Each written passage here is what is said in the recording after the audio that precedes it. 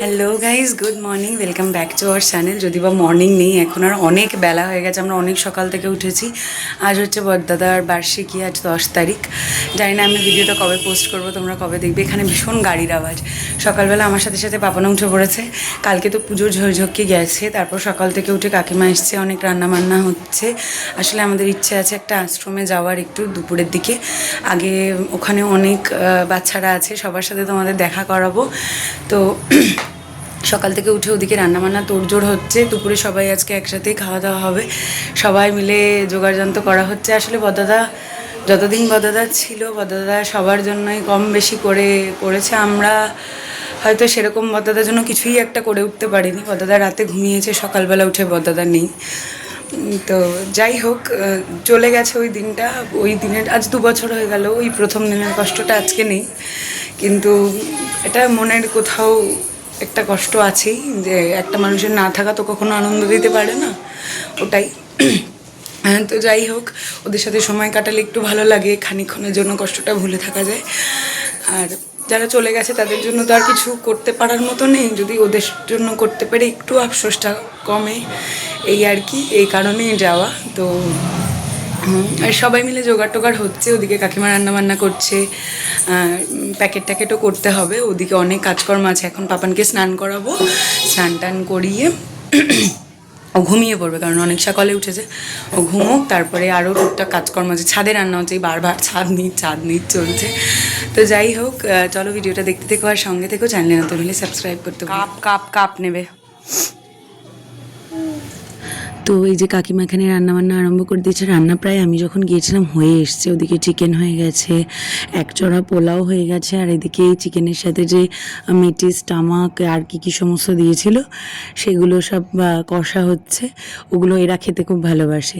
আর এই করতে করতেই আচার কাকুর ঘন্টা শোনা গেছে। অনেক বছর পর দেখা গেছে আচার কাকুকে, মানে আমার সাথে দেখা হয়েছে। যেহেতু এখন আর থাকি না, তাই পাইও না, তাই সব রকম আচার কিনে নিয়েছিলাম। আর এসে দেখি দুপুরের খাওয়া দাওয়া আরম্ভ হয়ে গেছে। এই যে পোলাও হয়েছিল, পোলাওটা কাটার আগে আরও সুন্দর লাগছিল দেখতে, আর খুব টেস্টিও হয়েছিল।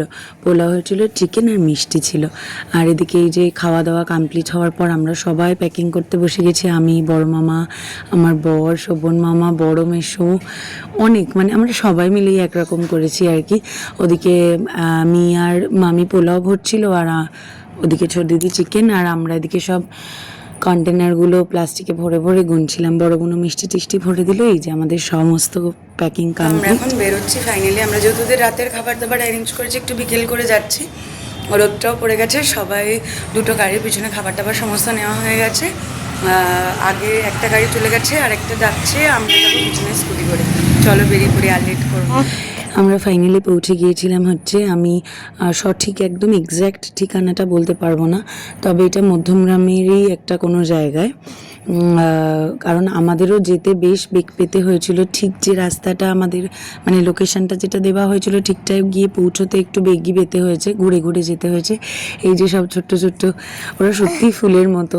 আমি ওদেরকে দেখছিলাম আর এত ভালো লাগছিল। ওরা ভেতরে ডান্স প্র্যাকটিস করছিল। আমি ওই যে দাদারা ছিলেন আর কি, ওদের থেকে পারমিশন নিয়ে আমি ওদের একটা ছোট ভিডিও করেছিলাম।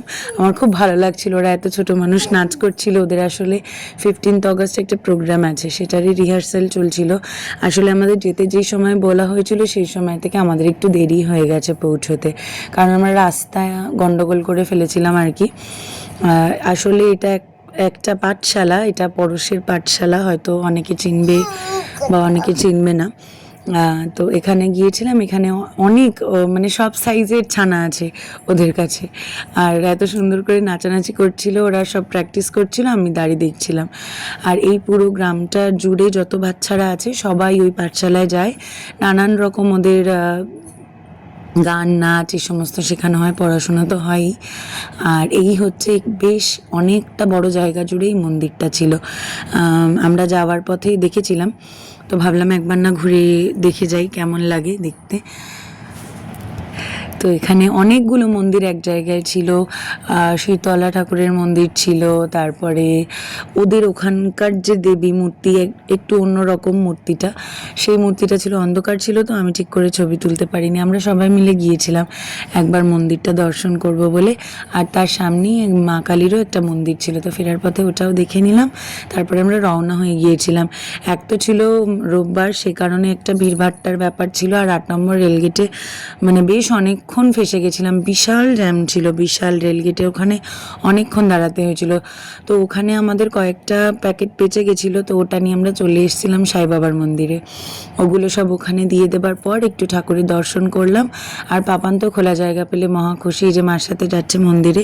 আর আমরা সন্ধ্যা আরতির সময়ের কাছাকাছি গিয়েছিলাম, তো সন্ধ্যা আরতিটা আর খানিকক্ষণ বাদে হয়তো শুরু হতো, কিন্তু আমরা আর ওয়েট করতে পারিনি, কারণ পাপানের খিদে পেয়ে গিয়েছিল।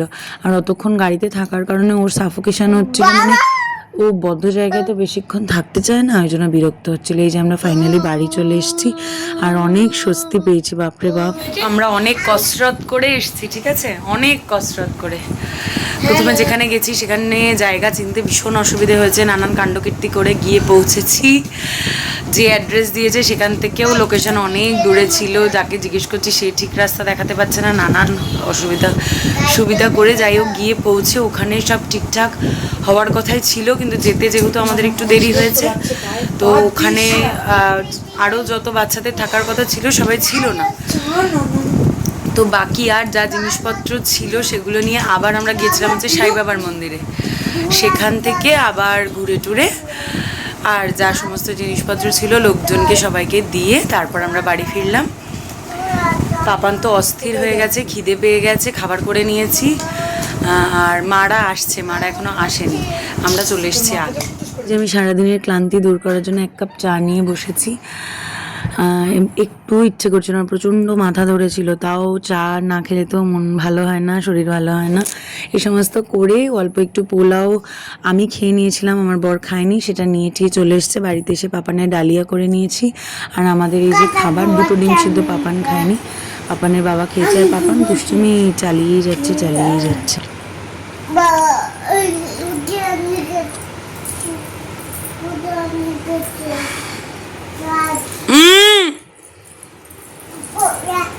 আমি ঘুরছি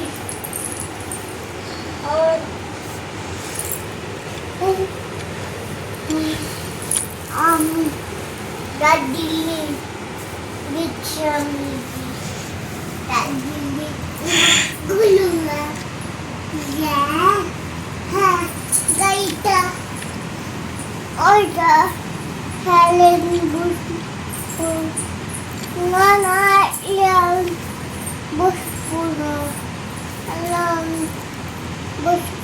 চলো আজকের ভিডিওটা এখানেই শেষ করছি। গলার জোর যেটুকু ছিল সমস্ত শেষ, কোমরের জোরও শেষ, 3 তলা নিচতলা করতে করতে আজকে একেবারে মানে অস্থির কাণ্ড হয়েছে সারাদিন। তবু যাই হোক, কম বেশি ভালো মন্দ দিয়ে তো কাটলো। আমার পাপান বিছানা থেকে নেমে যাচ্ছে আবার, আর আমার আর শরীরে মানে লাস্ট ব্যাটারির চার্জটা বাকি নিয়ে যাবে, ওর পেছনে আর ছুটবো।